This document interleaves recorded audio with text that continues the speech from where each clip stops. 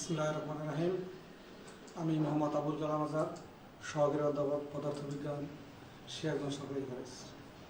আমি একাদশ বিজ্ঞান বিভাগের পদার্থবিজ্ঞান থেকে পদার্থবিজ্ঞানের দ্বিতীয় অধ্যায় ভেক্টর রাশি নিয়ে আমি তোমাদের পড়াবো। একাদশ শ্রেণীর জন্য এটা আমার আজকের প্রথম লেকচার এবং এই অধ্যায় আমি একাই সম্পূর্ণ অধ্যায় ভেক্টর রাশি নিয়ে চলে যাই। আমরা ইতিমধ্যে প্রথম অধ্যায় পড়ে ফেলেছি। আজকে আমাদের দ্বিতীয় অধ্যায়ের যাত্রা শুরু। দ্বিতীয় অধ্যায় শুরু করে দিলাম আমরা। এখানে প্রথমে আছে 2.1 শিরোনামে যেটা আছে সেটা হলো আমাদের ভেক্টর রাশি ও স্কেলার রাশি।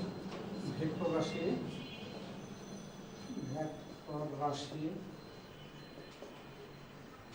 ও স্কেলার রাশি।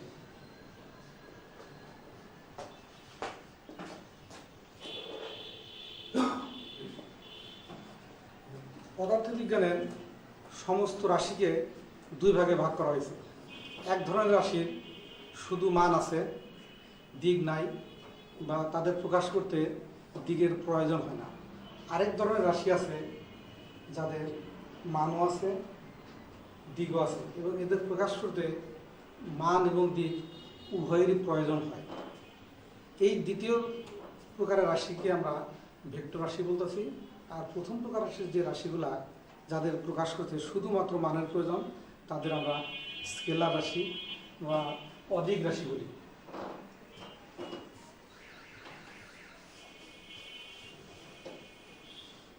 আমাদের পদার্থবিজ্ঞানের পরিচিত ভেক্টর রাশিগুলোর মধ্যে আছে, প্রথমে আছে আমাদের সরণ, তারপরে আছে বেগ, তারপরে আছে দ্রুতি,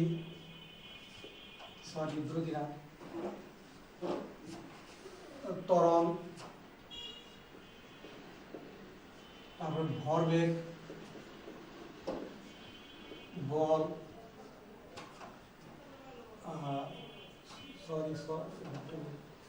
ভেক্টর রাশি, বল, তারপরে আমাদের আছে টর্ক ইত্যাদি। এবং স্কেলার রাশির মধ্যে আছে দূরত্ব, দ্রুতি, কাজ, ক্ষমতা ইত্যাদি। এইগুলো আমাদের পরিচিত ভেক্টর রাশি এবং স্কেলার রাশি। ভেক্টর রাশিতে আমরা জানি এদের যোগ বিয়োগগুলা সাধারণ যোগ বিয়োগ না, এটা ভেক্টর অ্যালজেব্রা, ভেক্টর নিয়ম মেনে এদের যোগ বিয়োগ ভাগ গুণন করতে হয়। আর স্কেলার রাশিগুলা স্বাভাবিক যোগ বিয়োগ ভাগ গুণন করা যায়। আমাদের এই ভেক্টর রাশিগুলোর থেকে প্রথমে আমরা দেখব এই রাশিগুলোর ধর্ম কি আছে এবং স্কেলার রাশিগুলোর ধর্ম এবং এগুলা কি কাজে ব্যবহার করা হয়। ভেক্টর রাশির ধর্ম তাহলে আমরা দেখলাম এটার মান আছে, দিক আছে। ভেক্টর রাশি যেহেতু এটার মান ও দিক দুটি আছে, কাজে ভেক্টর রাশির কোনো ভেক্টর রাশিকে পরিবর্তন করতে হলে তার মান পরিবর্তন করলেও পরিবর্তিত হবে, দিক পরিবর্তন করলেও পরিবর্তিত হবে, তথা উভয়ের পরিবর্তনে পরিবর্তিত হবে।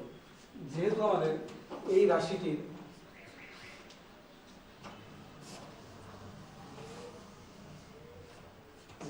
রাশিটির আমাদের মান, দিক এই দুটি আছে, কাজে একে আমাদের চেঞ্জ করতে গেলে আমাদের দুটি চেঞ্জ করতে হবে, অথবা যে কোনো একটা চেঞ্জ করলে এই রাশিটা পরিবর্তন হয়ে যাবে। আর আমরা আগেই বলেছি এটার আমাদের যোগ বিয়োগ সাধারণ যোগ বিয়োগের মতো করা যাবে না, ভেক্টর নিয়ম মেনে যোগ বিয়োগ এবং গুণন করতে হবে। সেটা আমরা এই অধ্যায়ের একটু পরে আমরা জানব। এবার কতিপয় ভেক্টর রাশি।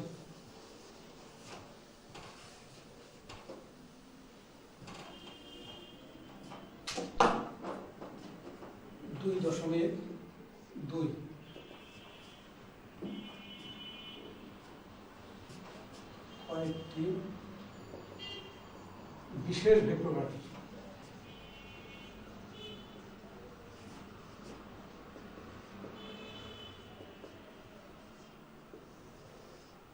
কয়েকটা বিশেষ ভেক্টর। পদার্থবিজ্ঞান আমাদের অনেকগুলো ভেক্টর রাশি আছে, এর মধ্যে এখান থেকে কয়েকটা বিশেষ ভেক্টর রাশি এবং প্রয়োজনীয় ভেক্টর রাশির কথা বলা হয়েছে। এই ভেক্টর রাশিগুলা আমাদের পরবর্তীতে সিলেবাসের বিভিন্ন জায়গায় লাগে বলে এখানে সামান্য আলোচনা করা হয়েছে। এই ভেক্টর রাশিগুলোকে আমরা সংশ্লিষ্ট অধ্যায়ে বিস্তারিত জানব, এখানে আমাদের বিস্তারিত জানার সুযোগ নেই। তো রাশিগুলো আমরা চিনে নিই। প্রথমে লিখছে তল, তল বা সারফেস বা পৃষ্ঠ, তল বা সারফেস বা পৃষ্ঠ, এটা একটা ভেক্টর রাশি। এটা আমরা এতদিন তল, পৃষ্ঠ বা ক্ষেত্রফলকে স্কেলার রাশি জানতাম, কিন্তু ক্ষুদ্র ক্ষেত্রফল, ক্ষুদ্র তল এটা ভেক্টর রাশি। তাহলে এই ভেক্টর রাশির দিক হবে তলের অভিলম্ব বরাবর বাইরের দিকে।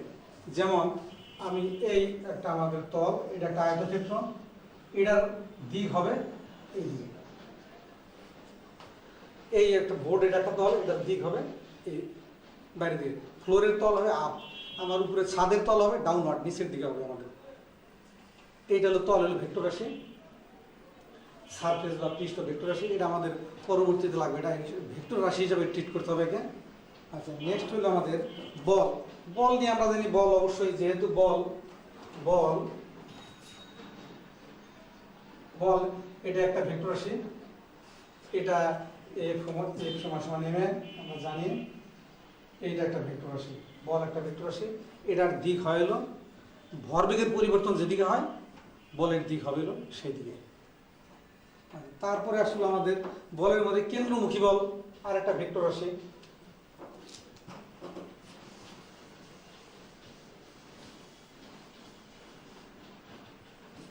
কেন্দ্রমুখী বল, কেন্দ্রমুখী। আরেকটা নাম হচ্ছে ব্যাসার্ধমুখী, ব্যাসার্ধমুখী। এটা একটা গুরুত্বপূর্ণ ভেক্টর। এই ভেক্টরটা কোনো কণা যদি বৃত্তাকার পথে ঘুরে, তখন এই বলটা সৃষ্টি হয় কেন্দ্রের দিকে, বা ব্যাসার্ধ বরাবর যে ভেক্টরটা সৃষ্টি হয় সেটা হলো কেন্দ্রমুখী বল। আমরা চিত্রে দেখি কেন্দ্রমুখী বল কোনটা। আমরা এইটা একটা আমাদের বৃত্তাকার পথ, আমরা ধরলাম সেটা এইদিকে ঘুরছে, এইদিকে ঘুরছে। তাহলে এইটা হলো কেন্দ্র, এইটা হলো ব্যাসার্ধ। এই কণাটা, এইটার উপযুক্ত বল, এইদিকে একটা বল হবে, এইটা হলো কেন্দ্রমুখী বল। কেন্দ্রমুখী বল হবে এইদিকে, এটা কেন্দ্রমুখী বল, FC সেন্টিমিটার ফোর্স, এইটার দিক হবে এইদিকে, কেন্দ্রমুখী বল। এই বলের জন্যই আমরা জানি ইলেকট্রন নিউক্লিয়াসের চারদিকে ঘুরে, পৃথিবী সূর্যকে কেন্দ্র করে ঘুরতে পারে। আরও আমরা এই বলের জন্যই আমরা দেখতে পাই যে কোনো রাস্তার ব্যাংকিংয়ের এই বলটার জন্য, ব্যাংকিংয়ের এই বলটা সৃষ্টি হয়। আর যে কোনো বৃত্তাকার পথেই তোমার এই বলটা উৎপন্ন হতে পারে, হয়। এইবার আসলো আমাদের টর্ক।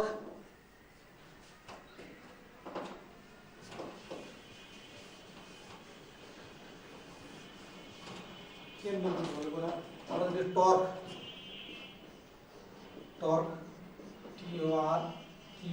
টর্ক, এটার বাংলা করা হয়েছে ঘূর্ণিবল, ঘূর্ণিবল, টর্ক বা ঘূর্ণিবল। এইটা টর্ক। টর্ক এটা এই অধ্যায়ে আমরা বিস্তারিত করব না। টর্কের উপরে আমাদের এই প্রথম পত্রের 4র্থ অধ্যায়, সেখানে টর্ক নিয়ে বিস্তারিত লেখাপড়া আছে, আমরা সেখানে পড়ব। এখানে শুধু কোনো একটু আমরা ইন্ট্রোডাকশন দিয়ে দেবো যে টর্ক এটা একটা ভেক্টর এবং এটার দিক হবে ভেক্টরের ক্রস গুণনের নিয়ম অনুযায়ী। এবং ক্রস গুণনটা যেহেতু আমরা ভেক্টরে এখনো আসি নাই, তাহলে আমরা শুধু জেনে রাখি টর্ক একটা ভেক্টর এবং এটার দিকটা আমরা বলার চেষ্টা করি। টর্কের গ্রিক লেটার টাও দ্বারা প্রকাশ করা হয়, tau, tau equal to r cross F. এই লেটারটা হলো গ্রিক লেটার টাও, আর এখানে ব্যাসার্ধ না, আর হবে কণার অবস্থান ভেক্টর, এবং এফ হলো ওই কণার উপর প্রযুক্ত বল। যেমন আমাদের এইদিকে একটা কণা আছে, এইদিকে বল যদি এফ হয়, আর এখান থেকে এই হলো তার অবস্থান ভেক্টর, আর তাহলে এটা টর্ক, টর্ক হবে এটা উপরের দিকে, এইদিকে হবে টর্কটা, টর্ক হবে 3 ডাইমেনশনাল, এটা এইদিকে আর ক্যাপ, এটা টর্ক হবে এই বরাবর, বোর্ডের তলের থেকে বাইরের দিকে হবে টর্কের দিকটা, এইদিকে হবে টর্ক, 3 ডাইমেনশনাল ছবি, টর্ক হবে বোর্ডের তল থেকে বাইরের দিকে এই বরাবর হবে torque, tau equal to r cross F, এই টর্ক। এটা নিয়ে আমাদের চতুর্থ অধ্যায়ে বিস্তারিত আছে, আমরা এখানে এতটুকুই আমরা জেনে রাখবো টর্ক। তারপরে আছে আমাদের কৌণিক ভরবেগ।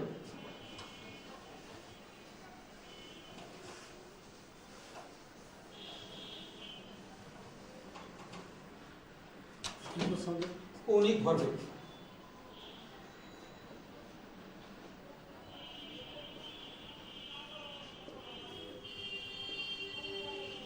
Angular momentum.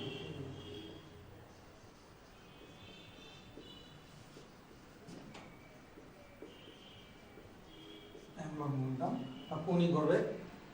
আচ্ছা, পদার্থবিজ্ঞানে আরেকটা অত্যন্ত গুরুত্বপূর্ণ রাশি আমাদের কৌণিক ভরবেগ। এটা একটা ভেক্টর রাশি, এইটা আমাদের চতুর্থ অধ্যায়ে এটা নিয়ে বিস্তারিত করা আছে। আমরা এখানে খুব সামান্য আমরা এটা নিয়ে ধারণা নিব যে এখানে শুধু জানবো এটা একটা ভেক্টর এবং এটার দিক নিয়ে। কৌণিক ভরবেগ হচ্ছে রৈখিক ভরবেগের ভ্রামক। রৈখিক ভরবেগ হচ্ছে রৈখিক ভরবেগ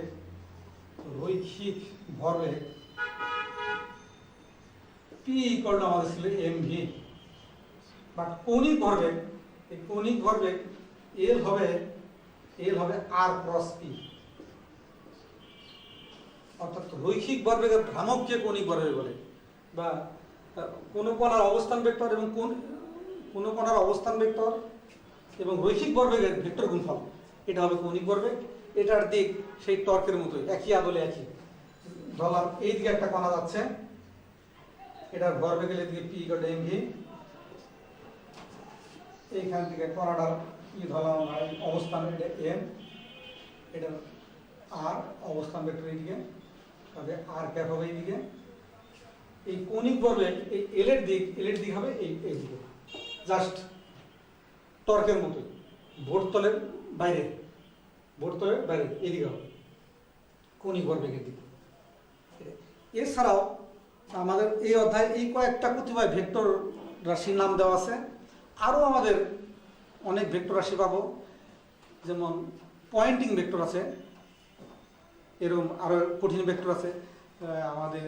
তারপরে চৌম্বক বল আছে ভেক্টর রাশি, আরও অনেক জটিল জটিল ভেক্টর রাশি আছে, সেগুলা বইয়ের যেখানে আসবে আমরা সেখানে জেনে নিব।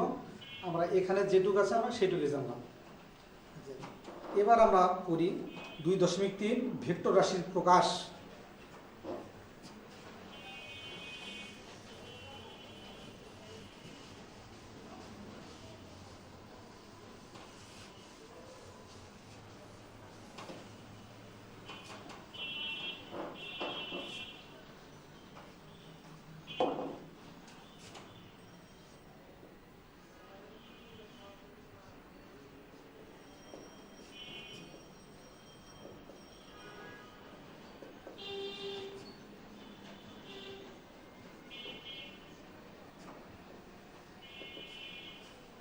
এবার আমরা করব ভেক্টর রাশির প্রকাশ।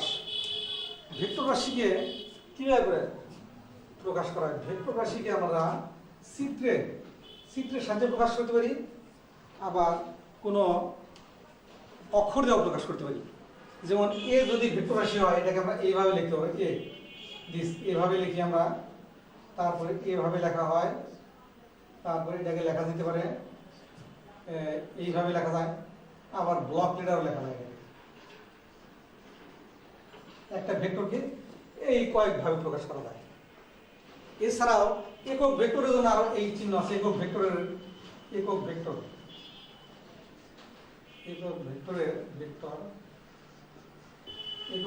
চিহ্ন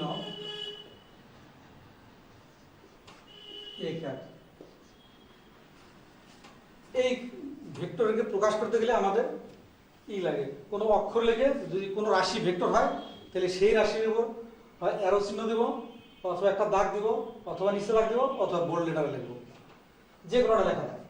অথবা যদি সেই রাশিটা স্পেশাল একক ভেক্টর হয় তাহলে আমরা এই ক্যাপ চিহ্ন দিতে পারি। এইগুলো হলো ভেক্টর রাশির কোনো ভেক্টর রাশির প্রতীকে সিম্বলিক্যালি প্রকাশ করারই। কিন্তু ভেক্টর রাশি যদি ভেক্টর রাশির চিত্রটা কেমন হবে আমরা দেখি। ধরি আমরা এইটা একটা ভেক্টর রাশি, ও বিন্দু থেকে পি বিন্দুতে একটা ভেক্টর রাশি, ও বিন্দুতে শুরু হয়েছে, পি বিন্দুতে শেষ হয়েছে ভেক্টর রাশি। এই ভেক্টর রাশিটা আমরা দিতে পারি ও পি, এইভাবে লিখতে পারি আমরা। এটাকে লিখতে পারি, আরো লিখতে পারি, ধরে যদি এই ভেক্টর এইভাবে লেখা যেতে পারে। ভেক্টরটাকে আমরা ভেক্টর রাশির আমরা শুরুতে এসে আমরা ভেক্টর রাশির মাথায় অ্যারো চিহ্নটা দেব, আমরা মাথায় দেবো অ্যারো চিহ্নটা। এবং এই ভেক্টর রাশি এইটার দৈর্ঘ্য এইটা হবে এ ভেক্টরের মান, এইটা হলো ভেক্টর রাশিটার মান, এ ভেক্টর রাশির মান, এইটা এ ভেক্টর রাশির মান। ভেক্টর রাশির মান হলো ভেক্টর রাশির দৈর্ঘ্য নির্দেশ করে। আর দিক তো আরো দেখানো হয়েছে, দিক কোন দিকে। ভেক্টর রাশির মান হবে ভেক্টর রাশির দিক, ভেক্টর রাশির দৈর্ঘ্যের সমান বা দৈর্ঘ্যের সমানুপাতিক লিখলে হবে, দৈর্ঘ্যের সমান বা সমানুপাতিক। এইভাবে ভেক্টর রাশিকে প্রকাশ করা হয়।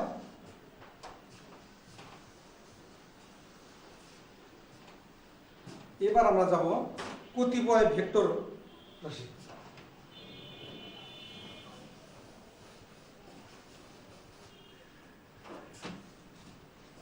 কতিপয় ভেক্টর,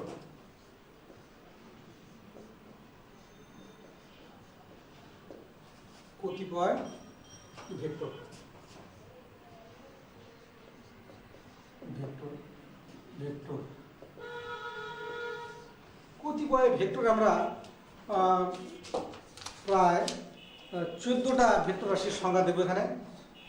14 প্রকারের ভেক্টর রাশি না, 14টা ভেক্টরের সংজ্ঞা আছে, 14টা সংজ্ঞা এখানে জড়িত আছে। সংজ্ঞা, উদাহরণ এবং এগুলার চিত্র দেখবো আমরা। এই 14টার সংজ্ঞা তোমাদের একসাথে মুখস্থ করা হয়তো কঠিন হয়ে যাবে। অনেক সংজ্ঞা তোমার নামের উপরেই বলে দেওয়া হয় এই রাশিটা কেমন হবে, আবার কিছু কিছু প্রায় একই রকম, সামান্য পার্থক্য আছে, সেগুলো একটু তোমরা খেয়াল করে শুনবে। আচ্ছা, প্রথম ভেক্টর রাশি হলো স্বাধীন ভেক্টর রাশি। স্বাধীন স্বাধীন স্বাধীন ভেক্টর, স্বাধীন স্বাধীন ভেক্টর।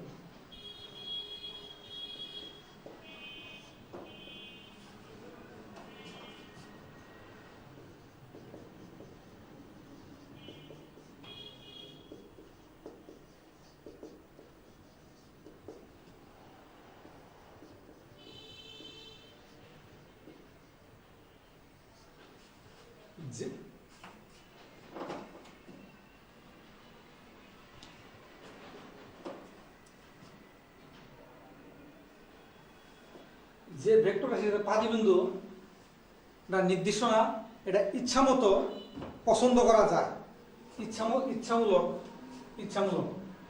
সেটা হচ্ছে আমাদের স্বাধীন ভেক্টর। স্বাধীন ভেক্টরের একটা ভেক্টরে আমরা দেখছি দুইটাই, একটা যদি আমরা এটা একটা ভেক্টর রাশি, এইটা হলো পাদবিন্দু, এটা হলো পাদবিন্দু, আর এইটা হলো শীর্ষবিন্দু।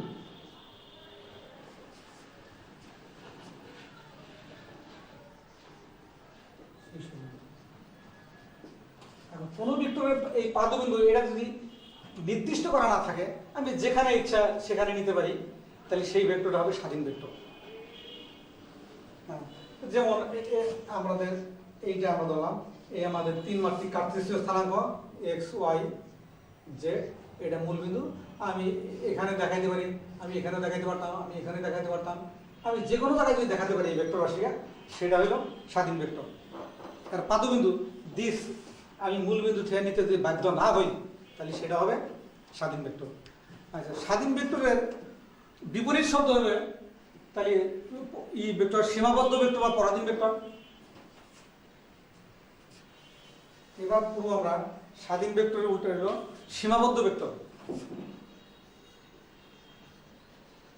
সীমাবদ্ধ ভেক্টর তাহলে পাদবিন্দু এটা নির্দিষ্ট, পাদবিন্দু হবে নির্দিষ্ট, এটা পাদবিন্দু নির্দিষ্ট।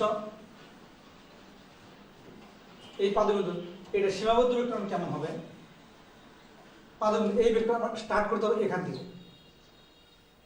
এইটা আমি যে কোনো জায়গা থেকে আমি আরম্ভ করতে পারি নাই, আমি মূল বিন্দু থেকে আরম্ভ করছি। আমি অন্য কোনো বিন্দু থেকে 5,3 বা x,y যে কোনো বিন্দু থেকে এটা স্টার্ট করা যেত। এইটা হলো আমাদের এই বিন্দু, হইল সীমাবদ্ধ ভেক্টর বা লোকালাইজ ভেক্টর, বাংলা পরাধীন ভেক্টর বলা হবে, যার পাদবিন্দু নির্দিষ্ট, প্রেসক্রাইব। এই পাদবিন্দু নির্দিষ্ট কোথায় নির্দিষ্ট? 0, 0-তে নির্দিষ্ট। আমি এখান থেকে স্টার্ট করতে একটা ভেক্টর এখানে, এটা পাদবিন্দু 5,0-তে নির্দিষ্ট। এটাও একটা রাশি হবে, সীমাবদ্ধ ভেক্টর হবে। সীমাবদ্ধ ভেক্টরের পাদবিন্দু প্রেসক্রাইব করা থাকবে, নির্দিষ্ট বিন্দুতে এটাকে নিতে হয়। এরপরে আসলে আমাদের সদৃশ ভেক্টর।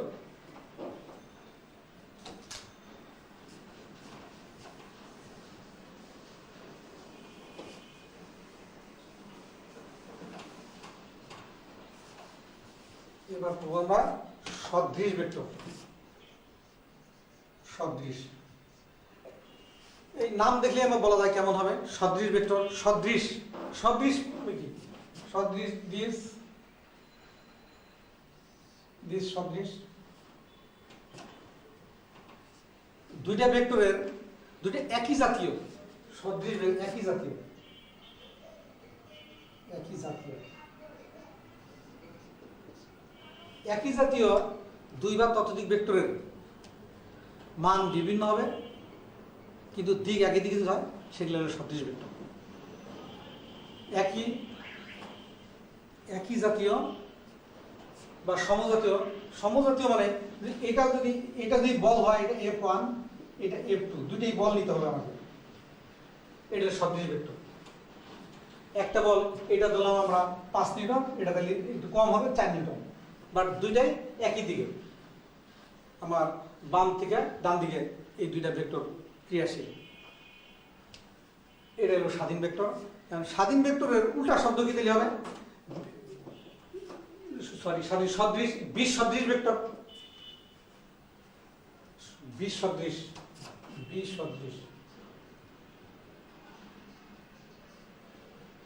সদৃশ ভেক্টর। এখানে একটার সংজ্ঞা শিখলে আরেকটার সংজ্ঞা কিন্তু উল্টা করে বলা যায়। যেমন আমরা স্বাধীনের থেকে আমরা এর সংজ্ঞা দিলাম সীমাবদ্ধ ভেক্টর। তদ্রূপ সদৃশ ভেক্টর, বিশ সদৃশ ভেক্টর দিয়েছে, এটা একটা এরকম আরেকটা এরকম, এটা আমার বিশ সদৃশ ভেক্টর। ধরলাম এটা F1 আর এটা F2, বিশ সদৃশ ভেক্টর। বিশ সদৃশ ভেক্টরে এখানেও তোমাদের সমজাতীয় ভেক্টর হবে। সমজাতীয় দুইটা ভেক্টরের যদি দিক একটার বিপরীত হয় সেটা হবে বিশ সদৃশ ভেক্টর। এটা হলো বিশ সদৃশ ভেক্টর। এই বিশ সদৃশ ভেক্টর থেকে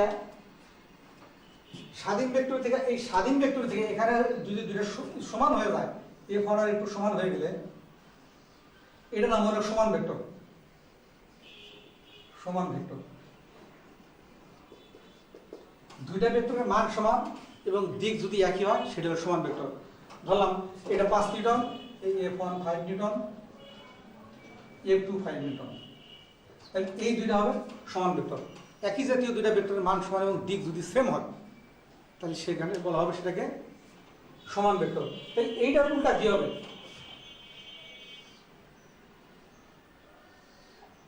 এবার F1 = 5 আর F2 দিলাম আমি -5, এত নিউটন ধরলাম। এইটা কি হবে? এইটা হলো, এটা ছিল বিশ সদৃশ ভেক্টর, এটা হলো বিপরীত ভেক্টর, সরি ঋণাত্মক ভেক্টর। এটা হবে ঋণাত্মক ভেক্টর বা বিপরীত, এইটার নাম ঋণাত্মক, নেগেটিভ ভেক্টর বা বিপরীত ভেক্টর।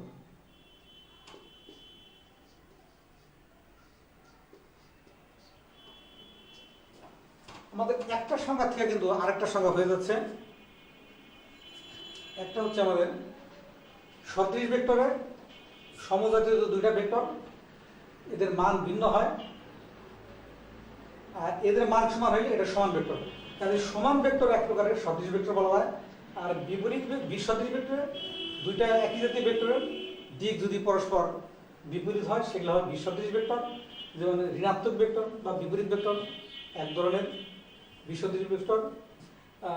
এইটা এগুলো নিউটনের তৃতীয় সূত্র বলা ঋণাত্মক ভেক্টর F1 - F2 ক্রিয়া প্রতিক্রিয়া সমান এবং বিপরীত, সেখানে এটা আমাদের প্রয়োগ হয়।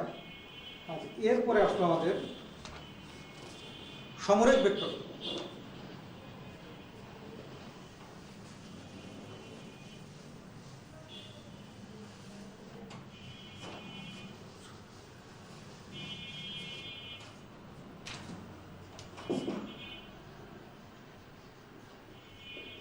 সমরেখ ভেক্টর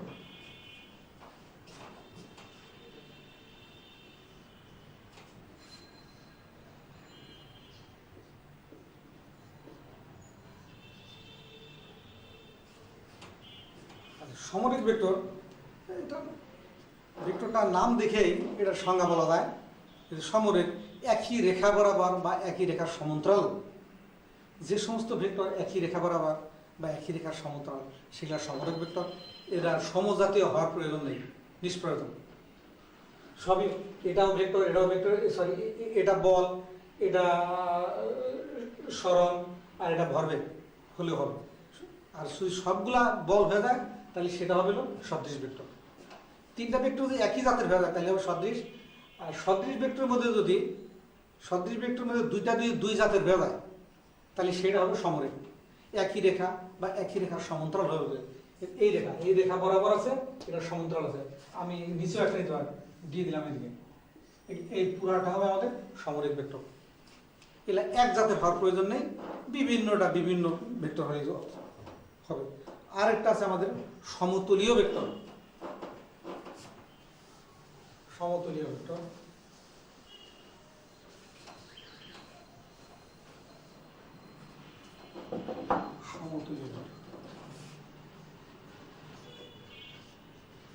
সমতলীয় ভেক্টর এটা আমরা সেই নাম দেখেই সংজ্ঞা বলা যায়। সমতলীয় একই তলে যদি থাকে তাহলে সেটার নাম হলো সমতলীয় ভেক্টর। দুই বা ততোধিক ভেক্টর যদি একই তলে থাকে তাহলে সেটাকে বলা হয় সমতলীয় ভেক্টর। একই তল, ধরলাম আমার এই বোর্ডের তলের এইদিকে একটা ভেক্টর আছে, এইদিকে একটা আছে, এইদিকে একটা আছে, এইগুলো হলো সমতলীয়। জাস্ট আমার হাতের 5টা আঙ্গুল একই সমতল আছে, এইভাবে এগুলো হলো সমতলীয় ভেক্টর। আমি একটা আঙ্গুল যদি উঁচা করি তাহলে এগুলো সমতলীয় হবে না, তলের থেকে উপর দিকে আছে, এগুলো হচ্ছে আমাদের সমতলীয় ভেক্টর। এগুলো একই জাতের হওয়ার প্রয়োজন নেই, আবার একই তলে থাকতে এরা, এবং এদের মধ্যে কোনো নাই, কোনো অ্যাঙ্গেলও জড়িত নাই, কোনো একই সরলরেখা হওয়ার প্রয়োজন নাই। তারপরে আসলো আমাদের 9 নম্বর সঠিক ভেক্টর।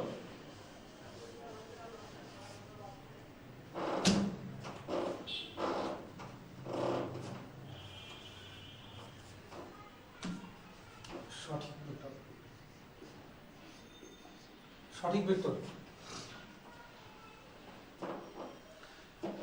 যে ভেক্টরের মান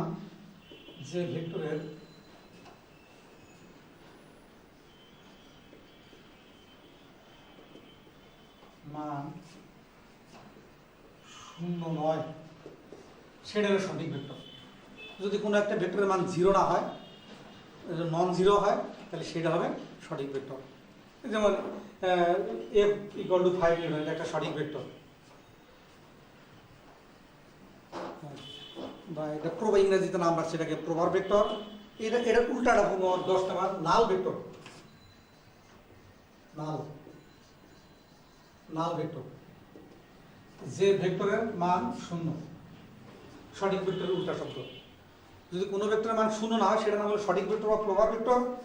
আর যে কোনো ভেক্টরের মান 0 হয়ে যায় সেটা নাম হবে নাল ভেক্টর।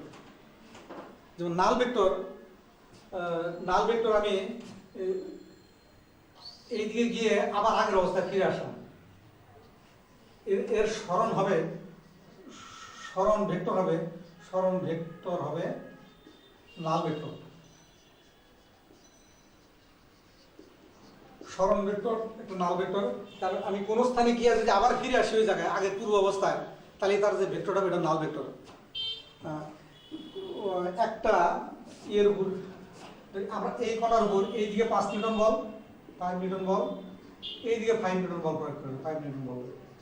এইটার উপর লব্ধি বল হবে, লব্ধি বল এর ইকুয়াল টু 0 হবে। এটা হলো নাল ভেক্টর, এটা একটা নাল ভেক্টর, এর নাল ভেক্টর।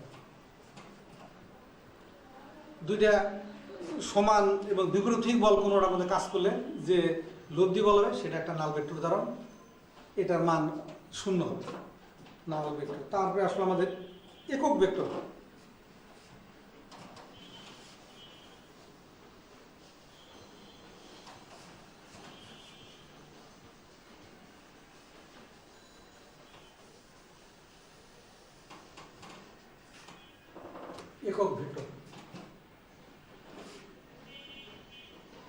একক ভেক্টর যে ভেক্টরের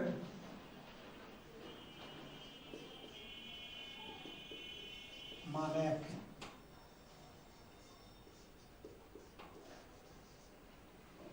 যে ভেক্টরের মান 1, 1, একক ইত্যাদি লেখা আছে একক ভেক্টর, তাকে বলা হয় একক ভেক্টর। একক ভেক্টরের মান 1। একক ভেক্টর শুধু দিক নির্দেশ করে, মান 1 এটা দিক নির্দেশ করে। একক ভেক্টর হলো দিক নির্দেশ করবে। একক ভেক্টরকে আমরা গাণিতিকভাবে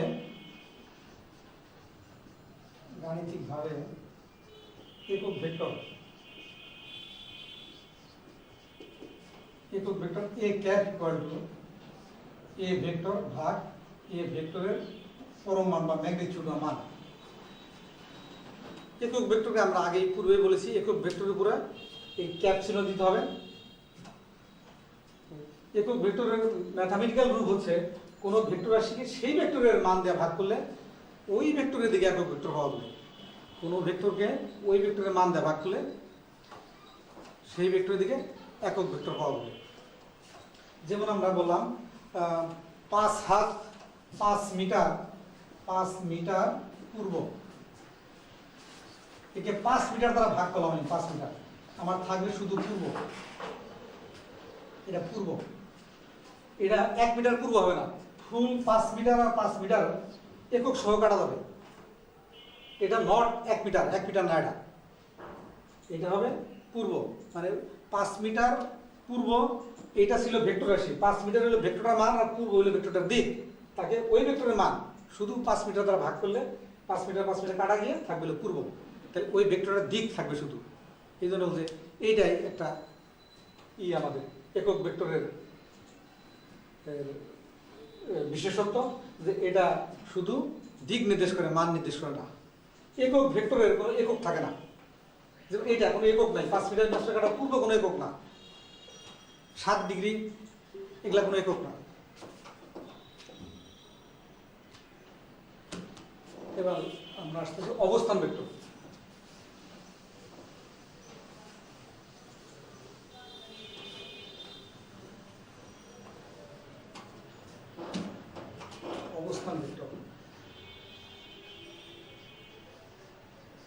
অবস্থান ভেক্টর এই আমরা এটা চিনি, এটা হলো 3 মাত্রিক কার্তেশীয় স্থানাঙ্ক ব্যবস্থা। 3 মাত্রিক কার্তেশীয় স্থানাঙ্ক ব্যবস্থা। এটা x অক্ষ, এইদিকে y অক্ষ, এইদিকে আছে z অক্ষ।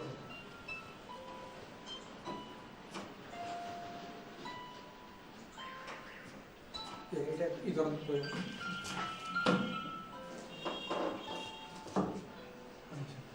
এইটা হলো আমাদের 3 মাত্রিক কার্তেশীয় স্থানাঙ্ক ব্যবস্থা।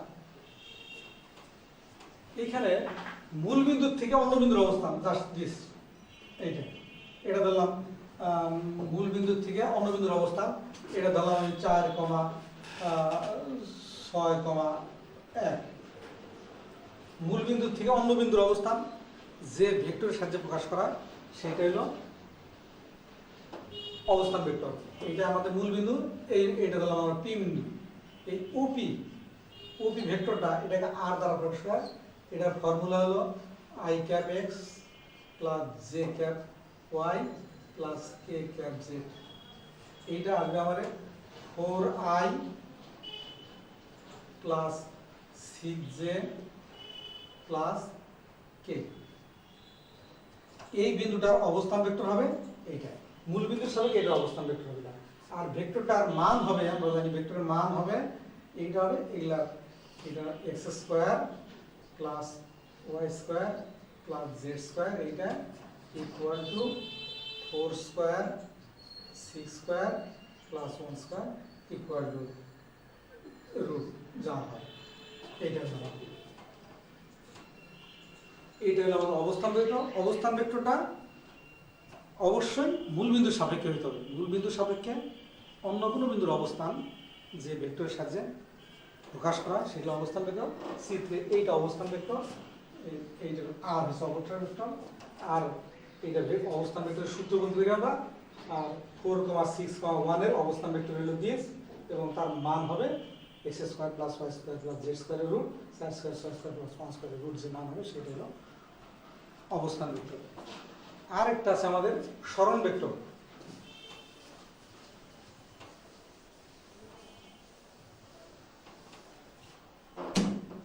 সরণ ভেক্টর অবস্থান ভেক্টরের পরিবর্তন।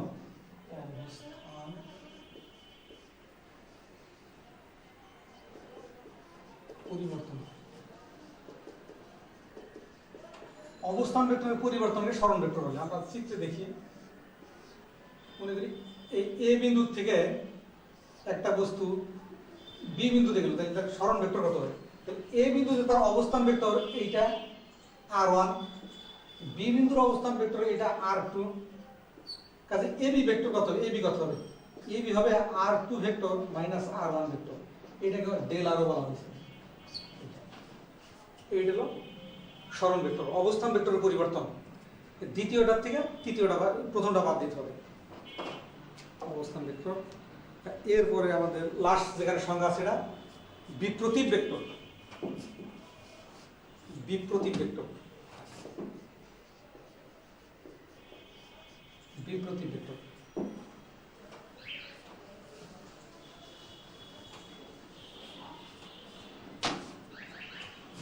আমরা আবার কার্টেসিয়ান স্থান ব্যবস্থা কল্পনা করি। ধরলাম এই ভেক্টর এ ভেক্টর, সরি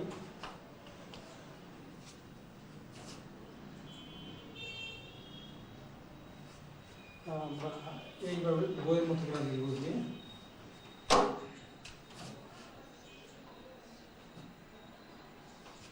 এইটা এখানে দিলাম আমি এটা 10, এটা দিলাম আমি এই জায়গাটায় ধরলাম এটা 0.1, 0.1।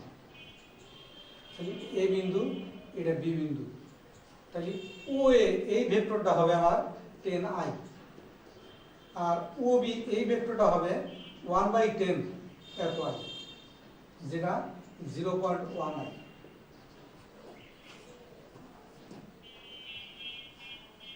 একটা ভেক্টরের এ ভেক্টরের ও এ ভেক্টরের মান হলো 10, ভেক্টর মান 10, আর ও বি ভেক্টরের মান হবে 1/10। যদি দুইটা ভেক্টরের মধ্যে একটা ভেক্টরের মান আরেকটা ভেক্টরের গুণোত্তর বিপরীত হয়, তাহলে এই দুইটা ভেক্টর পরস্পর বিপ্রতীপ ভেক্টর। একটা ভেক্টরের মান অপরটা ভেক্টরের যদি বিপ্রতীপ হয়, বিপরীত গুণাত্মক হয়, তাহলে সেটা হবে বিপ্রতীপ ভেক্টর বা বেথিয়ার ভেক্টর। আমরা 2.4 পর্যন্ত বললাম। আগামী দিন আমরা আরম্ভ করব 2.5 থেকে ভেক্টর রাশির যোগ ও বিয়োগের নিয়ম। এখান থেকে আমাদের আগামী ক্লাস হবে। এর মধ্যে তোমরা ভালো থাকো, স্বাস্থ্যবিধি মেনে চলো। ধন্যবাদ সবাইকে।